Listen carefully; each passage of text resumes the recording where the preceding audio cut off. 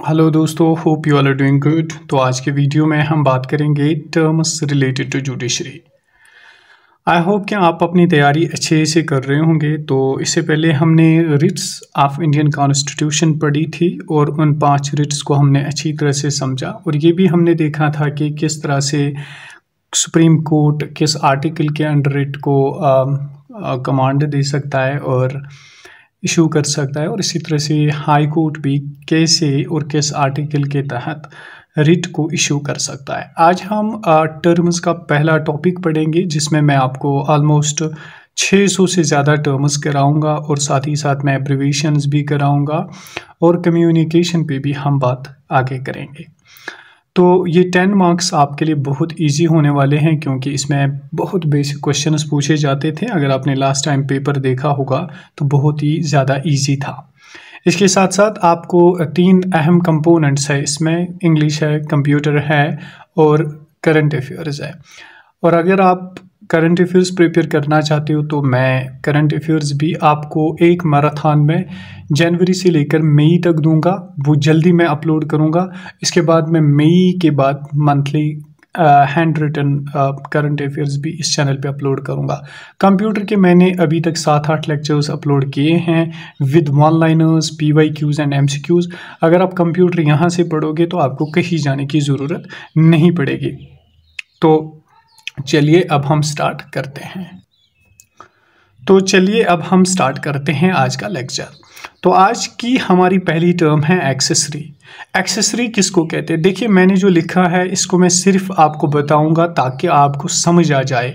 फिर आप इन नोट्स को ले भी सकते हैं और आपको ये सारे नोट्स सिर्फ और सिर्फ 30 रुपये में मिलेंगे। तो मैं आपको ये टर्म्स भी PDFs प्रोवाइड करूंगा, स्कैनर के थ्रू स्कैन किए हुए। आपको कुछ करने की ज़रूरत नहीं है, बस लेक्चर्स को सुनना है। तभी जाके मैं आपको उर्दू में ही बोलूँगा कि क्या मीनिंग होता है, क्या होता है, और समझाऊंगा। बस फिर आपको ये सारी चीज़ें खुद ब खुद समझ आ जाएंगी।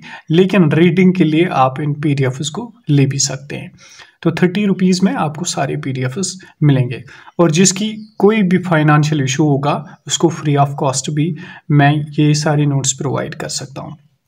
देखिए, एक्सेसरी किसको कहते हैं? हु एनकरेजेस और helps other to commit a crime.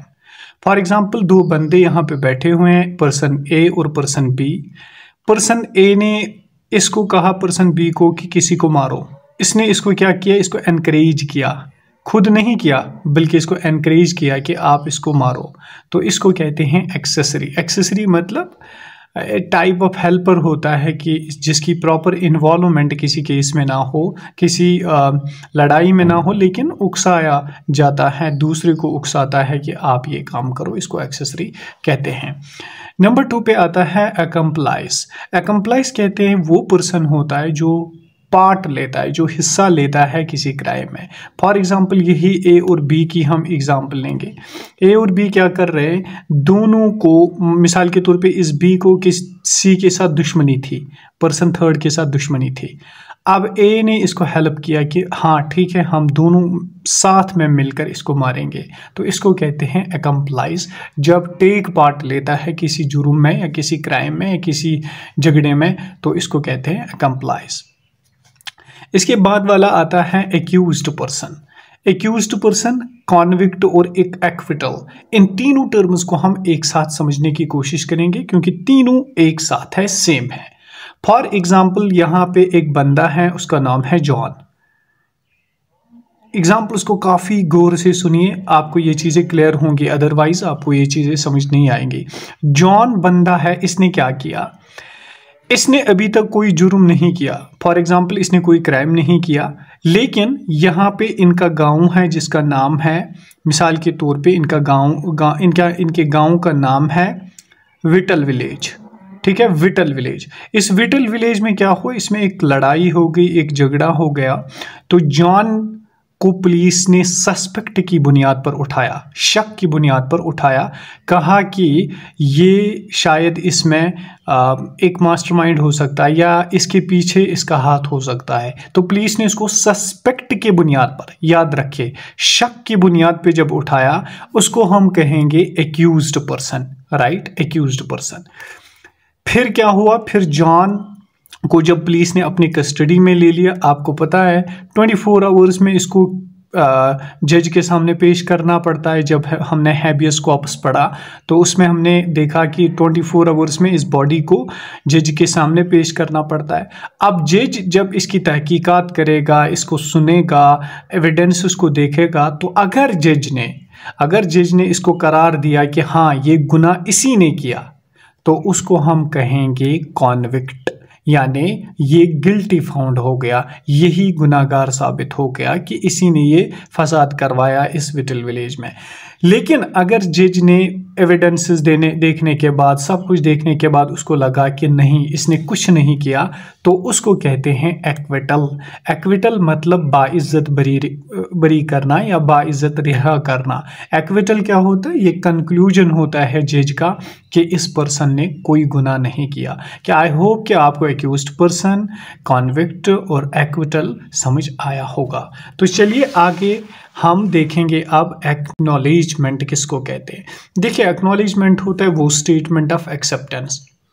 जब कोई बुक लिखता है तो फिर उसको वो एक एक्नॉलेजमेंट लिखता है। या इसी तरह से अगर आपको कोई फॉर्म भरना होगा तो फॉर्म के बाद आता है लास्ट में कि ये हमारे रूल्स और रेगुलेशंस हैं, आप इसको एक्नॉलेज कीजिए।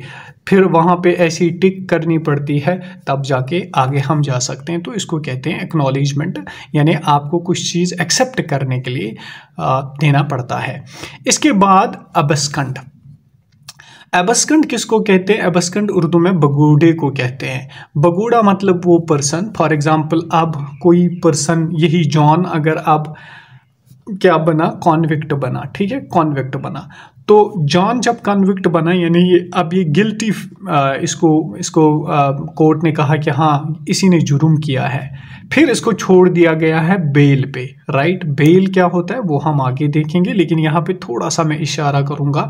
बेल होता है किसी को रिहा करना, टेम्परेरी बुनियाद पर, टेम्परेरी बेसिस पर किसी को रिहा करना। जब उसको रिहा किया गया, लेकिन कोर्ट ने इसको कहा कि आपको मेरे सामने फिर आना होगा तारीख देने के लिए, लेकिन इसने क्या किया, ये चला गया कहीं और, छुप गया या किसी और कंट्री में किसी भी चैनल के थ्रू चला गया, इसको हम एबस्कंड कहेंगे, जज के सामने पेश नहीं हुआ। तो इसके बाद आते हैं एक्ट ऑफ गॉड पे। एक्ट ऑफ गॉड मतलब अर्थक्वेक, फ्लड्स या इसी तरह से कोई नेचुरल क्लैमिटी वगैरह आती है, उसको हम एक्ट ऑफ गॉड कहते हैं। यानी जो इंसान के हाथ में नहीं होगा, फिर इंसान को कोई नुकसान हो सकता है, उसको हम एक्ट ऑफ गॉड कहेंगे। इसके बाद आते हैं अबंडनमेंट पे। अबंडनमेंट मतलब giving up a legal right. For example मैंने आपको 10,000 रुपये उधार दिए, 10,000 रुपये उधार दिए, अब वो तो मुझे वापस लेने ही लेने हैं क्योंकि ये मेरा राइट है, लेकिन आपने मुझे दिए 5,000 आप बोलते हो सुबह दूंगा, शाम दूंगा, या मेरे पास नहीं है तो मैं इसको छोड़ दूंगा, चलो ठीक है आपके पास है ही नहीं तो छोड़ दे देता हूँ, इसी को कहते हैं अबंडनमेंट। इसके बाद वाली टर्म है अबेटमेंट। अबेटमेंट क्या होता है? Reducing payments to creditors in proportion. यानी अगर मैंने आपको 10 के उधार दिए, 10,000 रुपये उधार दिए, अब मैं उसको किस में, इंस्टॉलमेंट्स में या प्रपोर्शंस में लूँगा आपसे। आपको कहूँगा मैं चलो ठीक है आपके पास कोई प्रॉब्लम हो गई या आपके पास आज पैसे नहीं है तो आप मुझे 2,000 देना मार्च में, 2,000 देना जून में, 2,000 देना इसी तरह से अगस्त में, फिर फाइनली दिसंबर में सारा देना। तो इस तरह इसको कहते हैं कि payments to creditor in proportions में क्रेडिटर को पैसे देना या लेना, इसको कहते हैं अबेटमेंट। इसके बाद आते हैं अबडक्शन पे। अबडक्शन क्या होता है? अबडक्शन होता है taking someone away by force, किसी को किडनैप करना, किसी को बाय फोर्स अगवा करना, उसको कहते हैं अबडक्शन। लेकिन किडनैप और अबडक्शन में थोड़ी सी फ़र्क है। देखिए किडनैप होता है छोटे बच्चे को लेना, अबडक्शन होता है बड़े को लेना। तो इसके बाद 12th टर्म है एक्वांटेंस रेप। एक्वांटेंस रेप कहते हैं when rape is being committed by a person known related to the victim। For example person B है, एक लड़की अल्लाह बचाए, इसको रेप किया गया, ठीक है, तो इसको रेप किया गया तो ये बन गई विक्टिम, ठीक है। विक्टिम मतलब जिसके ऊपर अत्याचार किया गया, जिसके ऊपर जुल्म किया गया, ये बन गई विक्टिम, ठीक है। लेकिन इस विक्टिम को पता है कि जिस पर्सन ने रेप किया उसको वो जानती है, मतलब वो इसका रिलेटिव भी हो सकता है, इसका कोई जानने वाला भी हो सकता है, अपने गांव का भी हो सकता है। उसको कहते हैं एक्वेंटेंस रेप, जब वो आपस में जानते हो थोड़ा सा, ठीक है, उसको कहते हैं एक्वेंटेंस रेप। कहते हैं ना कि मैं वो और मैं आपस में एक्वेंट है, यानी हम दोनों आपस में जानते हैं एक दूसरे को। इसके बाद आता है एडजर्नमेंट। एडजर्नमेंट क्या होता है? जब कोर्ट में सुनवाई चल रही होती है तो जज कहता है this court is now being adjourned, हम अब कोर्ट को एडजर्न कर रहे हैं, मुलतवी कर रहे हैं लेटर पीरियड पे इस केस को सुनेंगे वगैरह वगैरह, इसको कहते हैं एडजर्नमेंट। एक्विटल तो हमने देखा, बाइज्जत रिहा करना किसी को, जब कोई पर्सन एक्यूज्ड बन जाता है, यानी किसी इलाके में लड़ाई हो गई, अब 10-15 बंदों को लिया है पुलिस ने, तो उनमें से जो फिर जज जिनको करार देगा कि हाँ ये इस जुर्म में मुंतकिल थे, तो शामिल थे, तो उनको कहा जाएगा कॉन्विक्ट, और जो नहीं होंगे उनको कहा जाएगा एक्विटल, यानी उनको बाइज्जत बरी किया जाता है। इसके बाद वाली टर्म बहुत ही इंपॉर्टेंट टर्म है, एक्टस रियस और मेनस रिया। ये दो ऐसी टर्म्स हैं जिनके थ्रू हम एक क्राइम को एस्टैब्लिश करता है कोर्ट, यानी कोर्ट देखता है कि क्या एक्टस रियस है और मेनस रिया है। एक्टस रियस और मेनस रिया क्या है, दोनों को हम अच्छे से समझेंगे।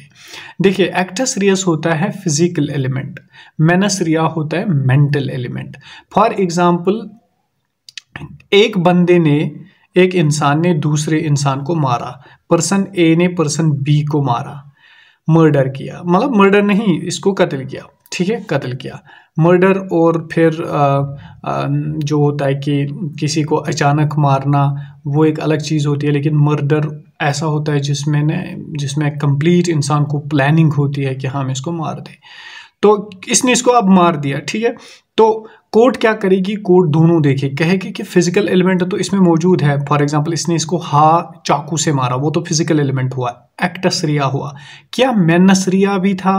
क्या यानी इसका दिमाग में भी ये चीज़ थी कि हाँ मैं उसको मारूंगा, या अचानक मर गया था, या ये आपस में खेल रहे थे जिसकी वजह से इसको अचानक चाकू लग गए और मर गया, या गन से पिस्टल से ब्लड निकल गई और वो मर गया। तो इसी को कहते हैं, दोनों चीज़ें चेक की जाती है ताकि एक क्राइम को एस्टैब्लिश किया जाए। तो इसके बाद वाली टर्म जो है admissible and inadmissible evidence.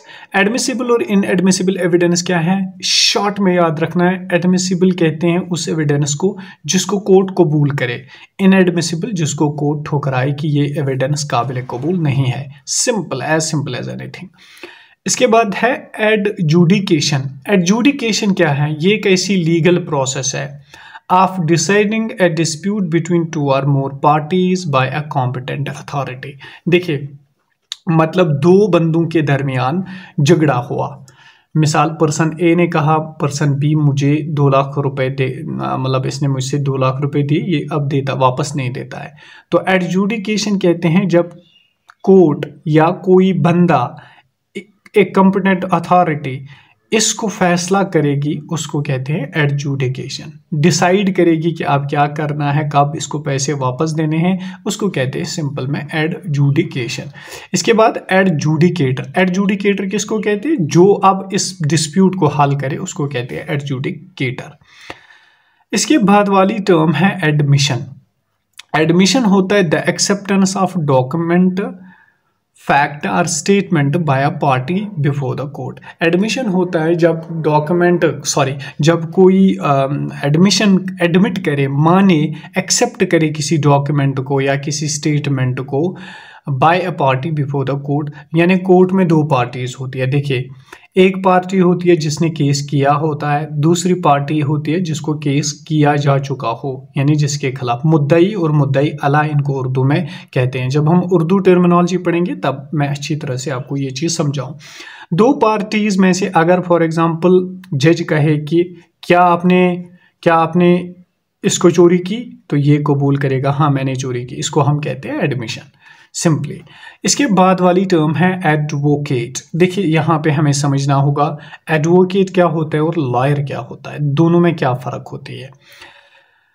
Advocate होता है जिसने लॉ ग्रेजुएट किया होता है, यानी बीए किया होता है, एलएलबी किया होता है, फिर प्रैक्टिस भी कर रहा हो कोर्ट में, यानी कोर्ट में काम भी कर रहा हो, उसको कहते हैं एडवोकेट। इसने एक एग्ज़ाम क्वालिफाई किया होता है और जिसको हम बार काउंसिल का एग्ज़ाम कहते हैं।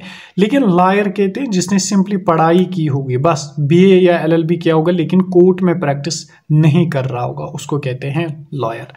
इसके बाद वाली टर्म है एफिडेविट।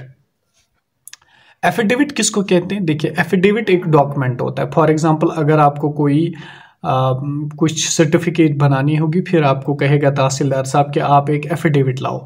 एफिडेविट होता है कि ये भी एक स्टेटमेंट होता है, ये भी एक डॉक्यूमेंट होता है जिसपे एक बंदा सिग्नेचर देता है, अपनी सिग्नेचर देता है और सिग्नेचर के साथ साथ एक ओथ लेता है कि हाँ, जो मैं इस पे लिख रहा हूँ वो बिल्कुल सच है। इसको इसीलिए उर्दू में हलफनामा कहते हैं। हलफनामा मतलब कसमनामा, जिस पे इंसान कहता है कि हाँ ये सच है। इसको फिर एक नोटरी जो ऑफिसर होता है वो इसको सील वगैरह भी कर लेता है। तो यहाँ पे आप देख सकते हैं एफिडेविट कैसा है, ये देखिए। हाँ, तो चलिए अब हम आगे चलते हैं। अपील कहते हैं चैलेंज को। सिंपली एक अपील किसको कहते हैं? चैलेंज को। फॉर एग्जाम्पल, आपका केस चल रहा था, अल्लाह बचाए, किसी ज़मीन का केस आपको चल रहा था कोर्ट में, ठीक है, कोर्ट में चल रहा था केस। फिर जज साहब ने वहाँ पे फैसला दिया लेकिन आप मुत्तफिक नहीं हुए। आप उस केस को, आपको लगा कि ये केस नहीं, ये सही बात नहीं हुई, ये मेरे हक में नहीं हुआ। आप अपील करोगे दूसरे कोर्ट को, हाई कोर्ट को, सुप्रीम कोर्ट को आप अपील कर सकते हैं कि चैलेंज कर सकते हैं कि हाँ, मैं ये कोर्ट में दूसरे कोर्ट में लेना चाहता हूँ ये केस, उसको अपील कहते हैं। अपीयरेंस किसको कहते हैं? अपीयरेंस कहते हैं, फॉर एग्जाम्पल, जिसके ऊपर केस किया गया, एक बंदा था, उसको केस हुआ और उसको क्या करना होगा, उसके खिलाफ समन आई या नोटिस आई या वारंट आया, अब उसको जज साहब के सामने पेश होना होगा। तो उसी को हम कहते हैं अपीयरेंस के, जब वो जज साहब के सामने पेश होगा। देखिए, लेकिन क्रिमिनल केसेस में क्या होता है? क्रिमिनल केसेस में खुद जाना पड़ता है जिसके ऊपर केस हुआ हो, यानी जिसके ऊपर एफआईआर हुई हो उसको खुद जाना पड़ता है और वकील भी। लेकिन सिविल केसेस में अगर वकील जाए तो चलता है कि हाँ उसने मुझे भेजा है, तो इन केसेस में चलता रहता है। अब देखिए अपीलेंट। अपीलेंट कहते हैं a person who files an appeal, जो अपील करता है, यानी जिसके ऊपर केस किया गया था लेकिन उसका फैसला दिया गया और उसको लगा कि ये फैसला सही नहीं है, तो उसने अपील की हाई कोर्ट के लिए या सुप्रीम कोर्ट के लिए, उसको हम सिंपली अपीलेंट कहते हैं, जो अपील करे ऊपर वाले कोर्ट को। एपिलेट कहते हैं in a court those applications that are concerned with decisions made by a lower court. It refers sometimes related to appeals. ये भी इसी के रिलेट है, अपील के रिलेट ही है कि लोअर कोर्ट से अपर कोर्ट को जाना और उनको कहना कि मेरे फैसले में, मुझे फैसला जो दिया गया था मैं इसे मुत्तफिक नहीं हूँ, आप इसके बारे में थोड़ा सा इसको नज़रसानी कर लीजिए। इसके बाद आती है टर्म बहुत इंपॉर्टेंट है, एरियर्स। एरियर्स मतलब डिलेड केसेस या पेंडिंग केसेस। फॉर एग्जाम्पल, एक कोर्ट के पास आए 100 केसेस, उन 100 केसेस में उन्होंने 80 केसेस को देखा, यानी उनकी हियरिंग की, उसको सुना, लेकिन 20 केसेस जो बचे उसको कहते हैं हम एरियर्स, ARREARS, एरियर्स, राइट। या वो केसेस जो ना मतलब नॉर्मल टाइम से लॉन्गर टाइम तक चलेंगे। फॉर एग्जांपल, अगर टाइम 1 साल होना चाहिए तो वो 2 साल तक वहीं पे रहेंगे, फिर 2 साल के बाद उनको सुना जाएगा, तो इसको एरियर्स कहते हैं।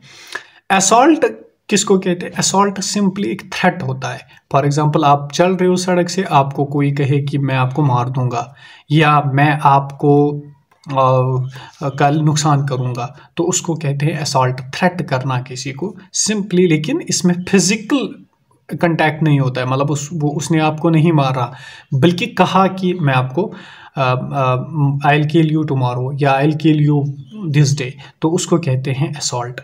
इसके बाद वाली टर्म है अरेस्ट वारंट। देखिए, अरेस्ट वारंट तो आपको समझ आएगा वर्ड से ही। अरेस्ट वारंट किसको कहते हैं? अरेस्ट वारंट कहते हैं सिंपली जो जज क्या करता है, जज एक वारंट लिखता है किसी के खिलाफ और कहता है पुलिस को कि इसको पकड़ के लाओ, उसको कहते हैं अरेस्ट वारंट, किसी को अरेस्ट करना। इसके बाद वाली टर्म देख लीजिए, आर्सन।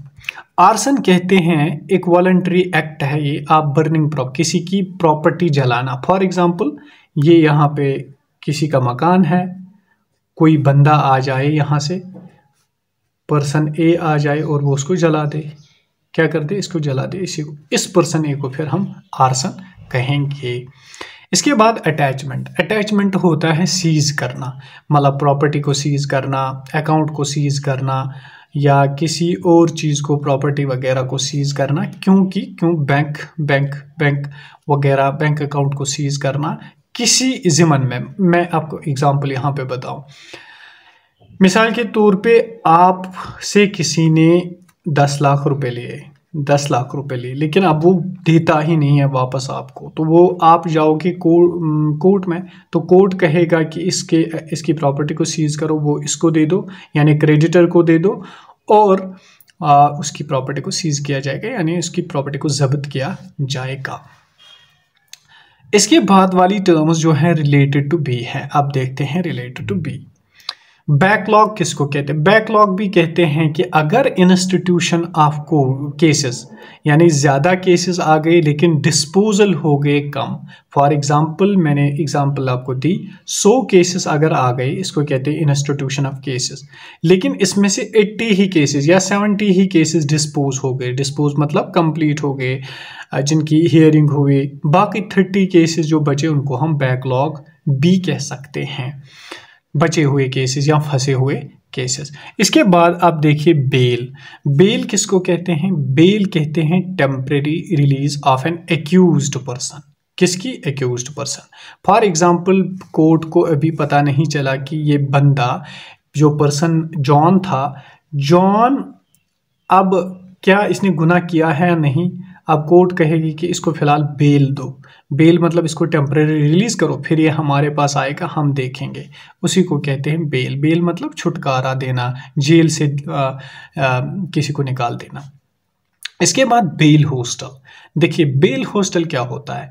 फॉर एग्जांपल ये उमूमी तौर पे वेस्टर्न कंट्रीज में होता है कि जब किसी बंदे को बेल दी जाती है और बेल देने के बाद अब पुलिस को पता चलता है कि वो कहाँ पे बैठेगा, तो उसका एक रूम होता है या एक कमरा होता है, उसको अपना परमानेंट हाउस नहीं होता है। जिस बंदे को अपना परमानेंट हाउस नहीं होगा, तो परमानेंट होम नहीं होगा, तो वो क्या करेगा, वो किसी मतलब रेंटेड प्लॉट में बैठ सकता है या कहीं पे बैठ सकता है, उसको फिर कहते हैं बेल हॉस्टल, यानी उसका वो कमरा जहाँ पे वो फिर मिलेगा पुलिस को। क्योंकि अगर ये जज के पास नहीं गया जिसको बेल मिलती है, तो फिर पुलिस को तो उसको वापस लाना पड़ेगा, ढूंढना पड़ेगा कि ये जज के पास हाजिर ही नहीं होता है। तो इसके बाद देखेंगे हम बेलिफ। बेलिफ क्या होता है? बेलिफ एक ऑफिसर होता है कोर्ट में, जो क्या करता है, जो कोर्ट आर्डर्स को कैरी करता है, यानी कोर्ट में जो भी आर्डर्स आते हैं, जो भी फाइल्स वगैरह होते हैं, तो उनको वो लेके चलता है कि किस किस को मुझे देनी है, डेटर को देनी है, क्रेडिटर वगैरह को देनी है। कोर्ट आर्डर्स को सिंपली ये कैरी करता है। इसके बाद वाली टर्म जो है वो है बेलविक। बेलविक कहते हैं एरिया जुरिस्डिक्शन ऑफ बेलिफ, यानी जो बेलिफ है, अब जो कोर्ट में एक मुलाजिम होता है, एक ऑफिसर होता है, इसका जुरिस्डिक्शन क्या है? फॉर एग्जांपल मैं आपको एग्जांपल के थ्रू समझाऊंगा। जुरिस्डिक्शन कहते हैं एरिया को, यानी किस इलाके में तक ये जा सकता है। जैसे आपके इलाके में अगर होगा पोस्टमैन, तो पोस्टमैन को कुछ 5-6 गांव होते हैं जिनमें वो आधार कार्ड लेके चलता है, पासपोर्ट्स लेके चलता है, तो उसको उस एरिया, जिन गांव में वो जाता है, 5-10 गांव में, उनको जुरिस्डिक्शन कहते हैं। इसी तरह से इस बेलविक का भी एक जुरिस्डिक्शन होता है, जिनमें इनको ये कोर्ट आर्डर्स लेने पड़ते हैं। इसके बाद बेलमेंट और बेलर, इन दो चीज़ों को आराम से समझिए, क्योंकि थोड़े से टफ है, थोड़े से समझने में मुश्किल हो सकती है। देखिए बेलमेंट कहते हैं transferring possession of good from owner to someone else. The ownership of the goods is not transferred. मिसाल के तौर पे मेरे पास है DSLR, DSLR एक कैमरा है मेरे पास, आप आ गए मेरे पास, आपने बोला कि ये DSLR हमें दो, हमें पिकनिक जाना है, हम शूट करेंगे इसे, कुछ फ़ोटोज़ उठाएंगे। मैंने कहा ठीक है आप ले लो, लेकिन 500 रुपये मुझे रेंट देना। तो इस DSLR की पोजीशन मैंने आपको दे दी, लेकिन ओनर तो मैं ही हूँ, इसी को बेलमेंट कहते हैं। ओनर, मिसाल के तौर पे ओनर मैं ही हूँ, मेरा नाम है सुहेल, तो ओनर सुहेल है, लेकिन मैंने ये दिया किसको, जॉन को। तो जॉन क्या बन गया, एक टेम्परेरी ओनर बन गया, एक टेम्परेरी पोजीशन आ गई इस DSLR की जॉन के पास। इसको हम कहेंगे बेलमेंट। रेंट पे किसी चीज़ को लेना उसको कहते हैं बेलमेंट। या एग्जाम्पल हम ये भी दे सकते हैं कि अगर आपकी शादी होगी कल, तो आप एक टेंट वाले को बोलोगे कि मेरे घर में टेंट लगाओ, तो 2 दिन के लिए टेंट लाया आपने, और वो टेंट 2 दिन के लिए आपका बना, ठीक है। आपकी ओनरशिप उस पर आ गई, आपकी पोजीशन उस पर आ गई, आपका कब्जा उस पर आ गया, लेकिन असल ओनर जो है वो कौन है, वो टेंट वाला ही है, तो इसको हम बेलमेंट कहेंगे। अब बेलर किसको कहेंगे, ओनर ऑफ वैल्यूएबल आइटम्स। जो ओनर होता है उस टेंट का, या जो ओनर होता है उस DSLR का, which are in possession of another person or organization for the safety. यानी ओनर जो होता है फिर उस DSLR का या उस टेंट का, उसको हम बेलर कहेंगे, original owner. Beyond reasonable doubt, beyond reasonable doubt क्या होता है, मतलब ऐसा लेवल ऑफ प्रूफ देना किसी चीज़ में। फॉर एग्जाम्पल मेरे ऊपर किसी ने कहा, इल्ज़ाम लगाया, कुछ केस किया कोई, तो मैं ऐसा प्रूफ दूंगा जो बियॉन्ड रीजनेबल डाउट होगा। जज कहेगा कि नहीं इसने नहीं किया, इसने ऐसा प्रूफ दिया, इतना मजबूत प्रूफ दिया, उसको कहते हैं बियॉन्ड रीजनेबल डाउट, जिसमें कोई डाउट नहीं होगा। बैंकरप्ट कहते हैं someone who has had a bankruptcy order, यानी बैंकरप्ट कहते हैं उस इंसान को जिसको इतना घाटा हुआ होगा या इतना नुकसान हो गया होगा, अब वो अपने जो उसको डेट्स होंगे वो इनको पे नहीं कर पाएगा, यानी जो लोगों को वो पैसे देने होंगे, उसको उधार लिया होगा, तो अब उसको वो नहीं दे सकता है। इसको कहते हैं दिवालिया निकलना, मतलब जब किसी के पास कुछ ना बचे उसको बैंकरप्ट कहते हैं। बैंकरप्टेसी ऑर्डर एक ऐसा ऑर्डर होता है कि मिसाल के तौर पे कोर्ट ने दिया या बैंक ने कहा कि अब ये बैंकरप्ट हो चुका है, इसके पास कुछ नहीं है, ये अब पैसे नहीं दे सकता है, इसकी ज़मीन को, प्रॉपर्टी को जो होगी उसको कब्जे में ले लो, तो इसको कहते हैं बैंकरप्टेसी ऑर्डर। अब आते हैं एक इम्पॉर्टेंट चीज़ पे, जहाँ पे कुछ टर्म्स हैं, लॉयर है, बैरिस्टर है, एडवोकेट है, सीनियर एडवोकेट है, एडवोकेट ऑन रिकॉर्ड है। इनको हम अच्छी तरह से समझेंगे। देखिए, लॉयर होता है जिसने LLB किया होगा, BA किया होगा, लेकिन केस के लिए वो फाइट नहीं कर सकता, यानी वो कोर्ट में नहीं होता है, बस सिंपली उसने ग्रेजुएशन किया, उसने यूनिवर्सिटी से पढ़ के आया, उसको हम लॉयर कहते हैं। लेकिन बैरिस्टर भी सेम है, बैरिस्टर भी सेम है, लेकिन लॉयर कहाँ पढ़ता है, इंडिया में, ठीक है, इंडिया की किसी भी स्टेट में। बैरिस्टर भी सेम होता है, LLB किया, लॉ किया, लेकिन ये भी फाइट नहीं कर सकता है केस को। तो लेकिन ये पढ़ के कहाँ से आया, UK या अफ्रीका से, फर्क बस इतना ही है।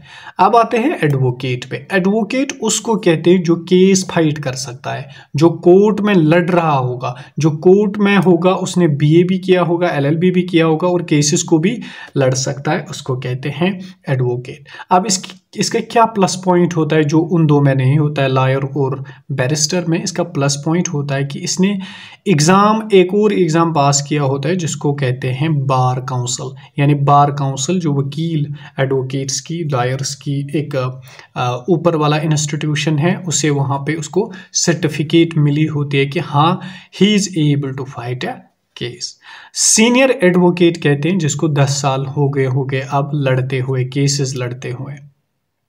Advocate on record, advocate on record कहते हैं जो सुप्रीम कोर्ट में फाइल कर सकता है केस। देखिए, सुप्रीम कोर्ट तो एक बड़ा कोर्ट है, उसमें तो हर कोई नहीं जा सकता है केस फाइल करने के लिए, तो एडवोकेट ऑन रिकॉर्ड होता है जिसको 10 साल की एक्सपीरियंस भी होगी और भी कुछ होगा, तो जिसकी वजह से वो सुप्रीम कोर्ट में केस फाइल कर सकता है। इसके बाद आता है burden of proof. Burden of proof कहते हैं parties have to satisfy to prove apex court the fact मतलब उसको प्रूव करना होगा, मतलब बर्डन ऑफ प्रूफ आ गया किसी पे। मतलब दो बंदों ने आपस में लड़ाई की, तो अब पर्सन बी को कोर्ट ने बोला कि आपको बर्डन ऑफ प्रूफ है, आपको ये प्रूव करना है कि क्या आपको इसी ने मारा या दूसरे किसी ने मारा। अब वो अगर सीसी या वहाँ पे फुटेज निकालेगा, वीडियो निकालेगा, सर देखिए ये है वीडियो, तो इसको बर्डन ऑफ प्रूफ कहते हैं कि बी पर बर्डन ऑफ प्रूफ आ गया और उसने प्रूव भी कर दिया। इसके बाद आता है बार्टर। बार्टर सिस्टम किसको कहते हैं? बार्टर कहते हैं पुराने ज़माने में चलता था गुड्स को एक्सचेंज करना फॉर गुड्स। यानी आज अगर आप गुड्स खरीदोगे तो आप क्या करोगे, आप पैसे दोगे, वहाँ से चीज़ खरीदोगे। लेकिन उस टाइम में क्या होता था, उस टाइम में चीज़ के बदले चीज़ खरीदा जाता था, उसको कहते हैं बार्टर सिस्टम। मिसाल के तौर पे आपने किसी को व्हीट दिया, उसने आपको मिल्क दिया, उसको बार्टर कहते थे। इसके बाद आता है बैटरी। बैटरी क्या होती है? देखिए, बैटरी होती है using physical force on someone. किसी को, इससे पहले हमने असॉल्ट पढ़ा। असॉल्ट मतलब कि किसी को धमकाना, डराना, थ्रेट करना, बस जुबान से बोलना। लेकिन बैटरी कहते हैं जब आप किसी को थप्पड़ मारोगे, उसको बैटरी कहते हैं। मतलब फिजिकल फोर्स जब आप किसी को करोगे, चाहे वो इंटेंशनली हो या अनइंटेंशनली हो, तो आप किसी को जब फिजिकली उसके साथ टच कर सकते हो, मार सकते हो, डंडे से मारोगे या हाथ से मारोगे, तो उसको हम बैटरी कहेंगे। इसके बाद आती है टर्म बियरर। बियरर किसको कहते हैं? देखिए, बियरर कहते हैं a person who has a document in his possession. For example, जिसके हाथ में डॉक्यूमेंट्स होंगे, जो इधर उधर डॉक्यूमेंट्स को लेके चलता होगा, उसको बियरर कहते हैं। बेंच और बार। बेंच कहते हैं जजेस को और बार कहते हैं एडवोकेट्स को या लॉयर्स को। इसके बाद वाली टर्म है बेंच वारंट। बेंच वारंट एक ऐसा वारंट होता है जो जजेस इशू करते हैं, जो कोर्ट इशू करता है किसी के खिलाफ, उसको बेंच वारंट कहते हैं। बेनिफिशियरी किसको कहते हैं? बेनिफिशियरी कहते हैं someone who benefits from a will, a trust of life insurance. मतलब जो किसी चीज़ से बेनिफिट उठाए, नफ़ा उठाए। फॉर एग्जाम्पल, अगर मोदी जी ने कोई स्कीम निकाली, ठीक है, उसने निकाली कि कोई स्कीम आयुष्मान भारत, या इसी तरह से स्कॉलरशिप निकाली जेके बोक, तो जब कोई इसे बेनिफिट उठाए उसको हम बेनिफिशरी कहेंगे।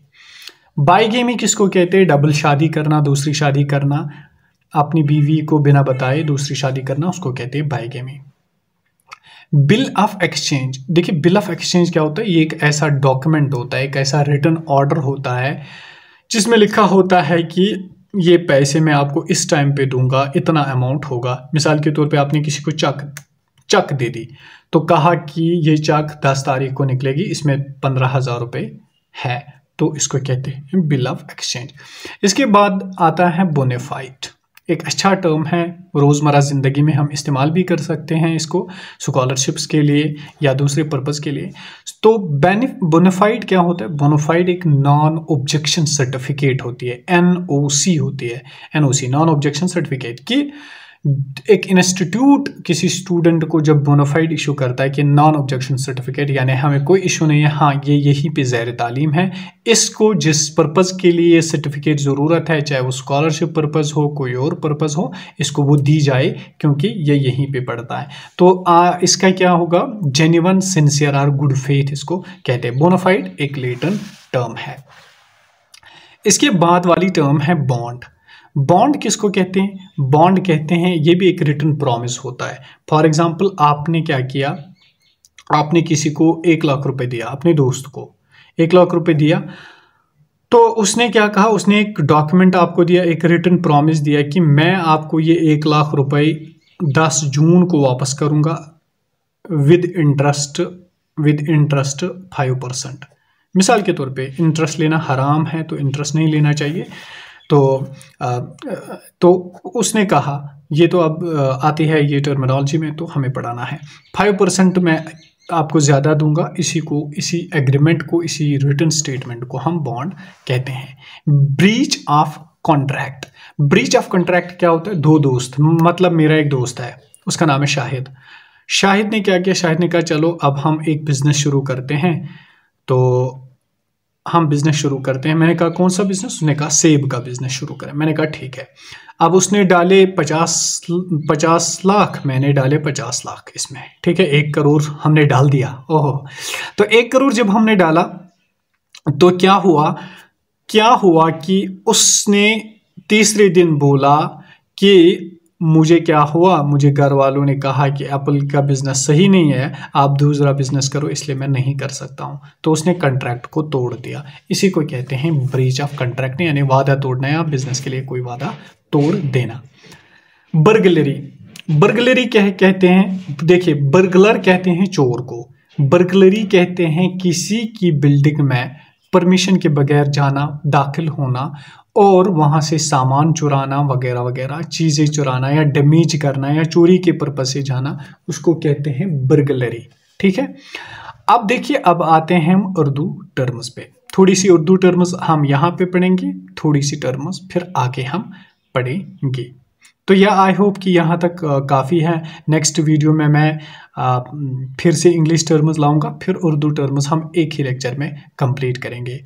आई होप कि आपको वीडियो अच्छा लगा होगा। अगर आपको पीडीएफ्स की ज़रूरत होगी तो 30 रुपीज़ में आप सारे पीडीएफ्स हासिल कर सकते हैं। बस आपको लेक्चर्स को सुनना होगा और समझते चलना होगा। 10 मार्क्स आपको हाई कोर्ट के बिल्कुल मुफ्त मिलेंगे। तो अगर आप चैनल पे नए हैं, चैनल को ज़रूर सब्सक्राइब कीजिए। ये आपका अपना चैनल है। मैं एक बहुत बड़ी लाखों मैं फैमिली बनाना चाहता हूँ यूट्यूब पे। तो दूसरों तक भी वीडियो को शेयर कीजिए, क्योंकि जब हम पढ़ें तो दूसरे भी पढ़ने चाहिए। आई होप कि आपको अच्छा लगा होगा। Thank you so much. Have a good day with a good health. Smile किया करें, मुस्कुराया करें। मुस्कुराने से ज़िंदगी अच्छी बन जाती है। Thank you.